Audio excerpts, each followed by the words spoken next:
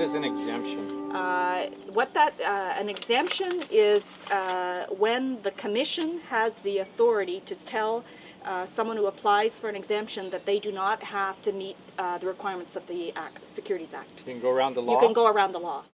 I understand Terranet's got an exemption to the law applied late one night so that Royal Bank could help float this pig that wasn't floating very well. So what do you do when you can't sell a pig? You try to put lipstick on it, and the lipstick on the pig is to get an exemption to the Securities Act. Hundreds of them every year. I have to be careful because I don't want to overstate the problem. Yep. But there's a very real problem. And if we've got rules and we want to get around it legally, then we get exemptive relief. Does the public know about exemptive relief? The public doesn't know what's going on. If the public knew what was going on in the securities industry, there would be no securities industry. Well, Mrs. Diane Urquhart, one of the top consulting analysts in Canada, who's also an investor advocate, wrote to the Ontario Securities Commission.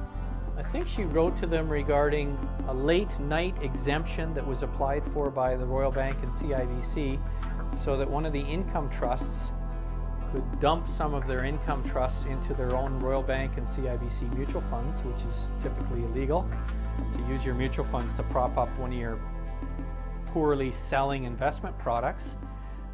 And she wrote a letter to John Stevenson, Secretary to the Ontario Securities Commission, asking him possibly why there's no public notice about these special exemptions to the law. And he said there is no provision in the Act, and the Commission therefore does not have the authority to permit any party other than the applicant to intervene in the Commission's consideration and determination of an application for exemptive relief. Nor do we believe the Commission has any authority to provide reasons for the exercise of its discretionary authority to any person other than the applicant for the relief.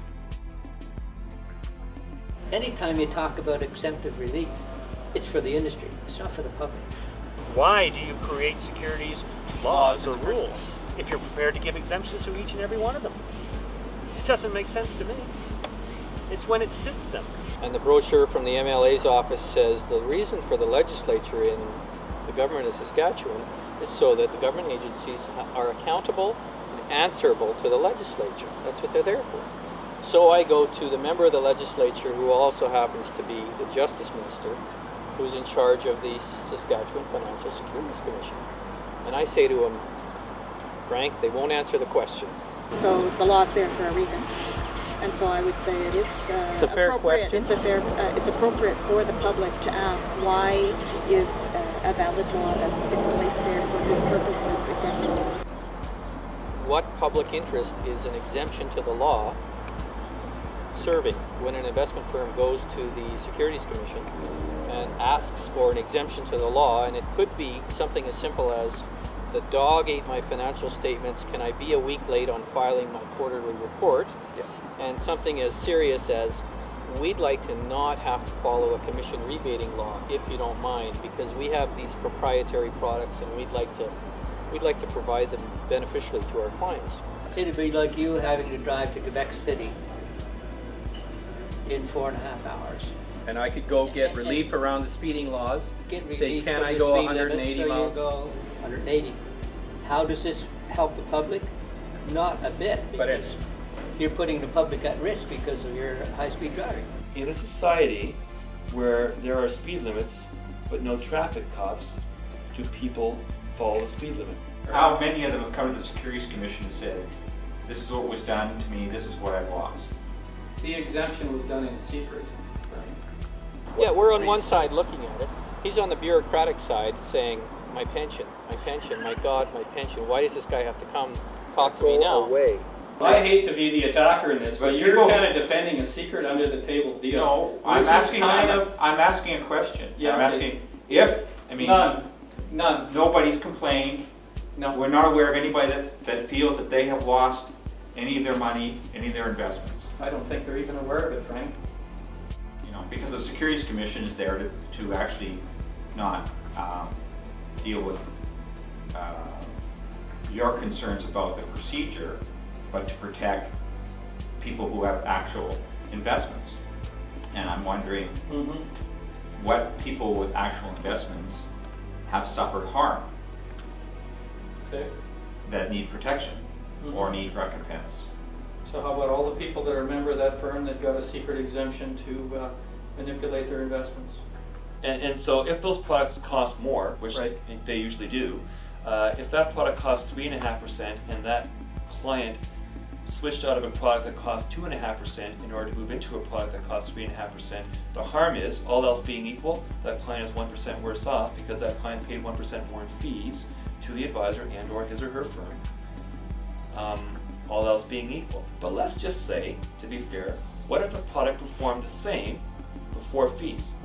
The difference, the only difference at that point, is that the new product costs 1% more, which means the client now has 1% less. Mr. Justice Minister, you asked for evidence. That's 1% per client on every dollar invested in the entire province of Saskatchewan where this happened. Okay. There's a quantification for you. We're talking hundreds of millions of dollars across the country, maybe billions.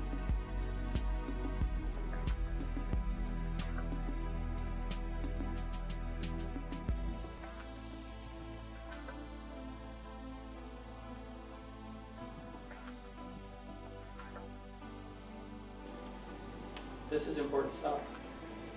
Well, it certainly would be important to people who have actually lost something. I get the impression you're trying to dodge with that particular statement. No, I know.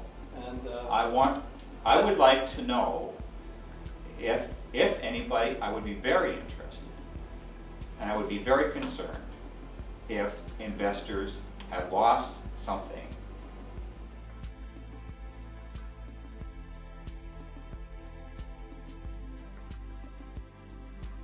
So the question was, how can you show the damage? For Frank Quinnell, the question was, show me someone's been hurt, Larry. You're wasting my time here. I'm not interested.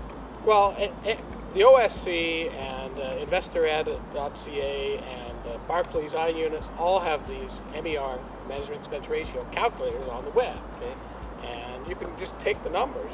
In the example we used before of 1.6% MER. So all you have to do is over a 40-year time horizon, plug in, here's my portfolio, 1.6%, take the good performance you would have had with Trimark. Trimark Fund and Templeton are good examples because they're both on the low end of the fees. They're quality funds. Yep. They're endorsed by a lot of financial planners that I've talked to. Okay. And then take any unknown, relatively unknown, high fee, 3.3% plus, wrap account. This could include a lot of products, but So I take the products that this exemption actually applied to, and I hand them to Frank and say, Frank, and you run a 40-year here's what projection, you're going to find that the 3% one is going to result in a 40 to 50% lower number retirement money for your client than the 1.6% one.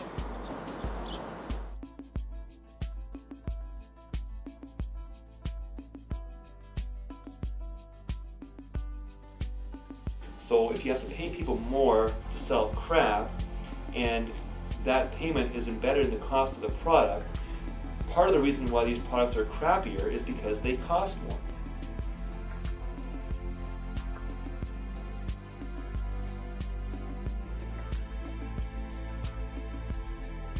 And now that I know that we don't have any suggestion by anybody that they've lost investments because of inappropriate behavior, You're feeling off the hook. off what hook? You're off the hook of really having to do anything because clients aren't maybe aware that they've lost money. So Well, no. Clients haven't lost money as far as I know. clients have paid higher costs than they needed to be and put in less than competitive investments than they needed to be put into. Well, in other then- words, their interests have been placed behind Yeah. the interests of But, an investment firm. Clients have been sold a bill of goods.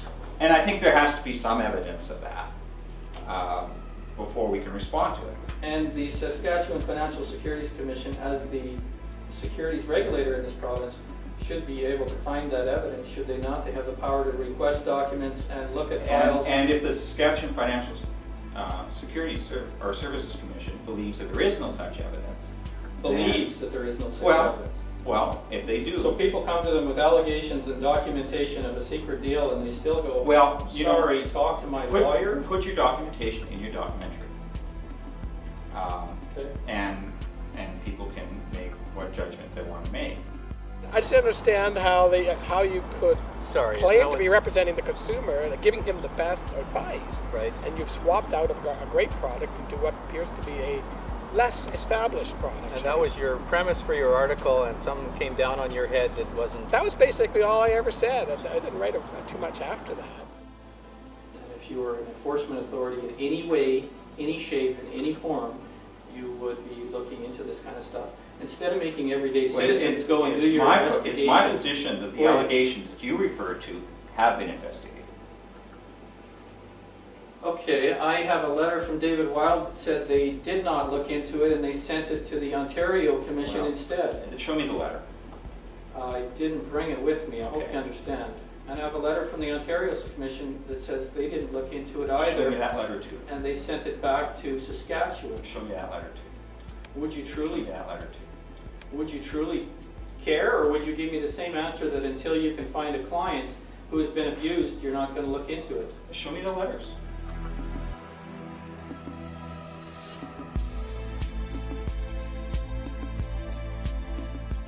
I think it's illegal for a salesman to offer to provide a rebate of a deferred sales charge.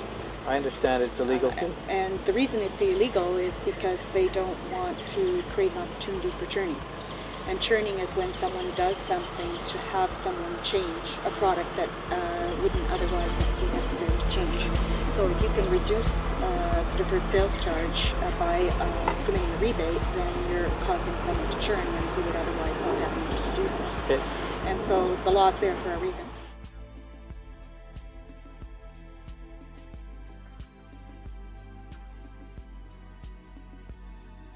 To not make a disclosure in the public markets and to be exempt from civil liability requirements because some official decides that he'd like to do that for his friend.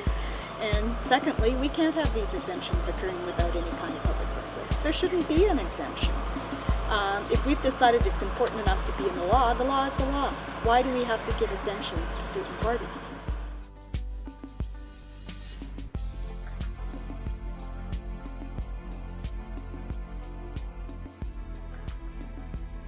If you get on the website, look up any of the Provincial Securities Commissions, Alberta, Saskatchewan, Ontario, BC, there's 13 of them. I've got the Saskatchewan Financial Services Commission website here, and the interesting thing is if you go looking at something called the Securities Division, there's a section here on enforcement, there's another section on exemptions, and that's the one I find interesting. To look up exemptions, there is a heading here that says how to raise capital using exemptions. That one jumped out at me. It looks like it's about a 30-page booklet that advises people to come to Saskatchewan. We will help you break the provincial securities law and raise money in our province without having to follow all of the rules. Now, I might be oversimplifying that a little bit, and I might be a bit skeptical, but here's the brochure, and it is titled How to Raise Capital Using Exemptions. So it's either admitting that the Securities Act is cumbersome and unhelpful, and that they have crafted a booklet to recommend how to get around it, or it is seriously saying, come to Saskatchewan, we take the law less seriously. The previous page, exemption orders out of Saskatchewan alone, over the years 2007, 2006, pick a year and see how many times people have applied and received application approval to go around the law. These are exemption orders in 2007, and the list goes into the dozens, perhaps into the hundreds, and it may be an identical list at all the other securities commissions across the country, because the orders I've seen, they get approved by one commission and they get rubber stamped all the way across the board. No one looks at them. No one's willing to explain afterwards what public interest they served. And if they go wrong, and some of them do go wrong, no one is willing to answer to that.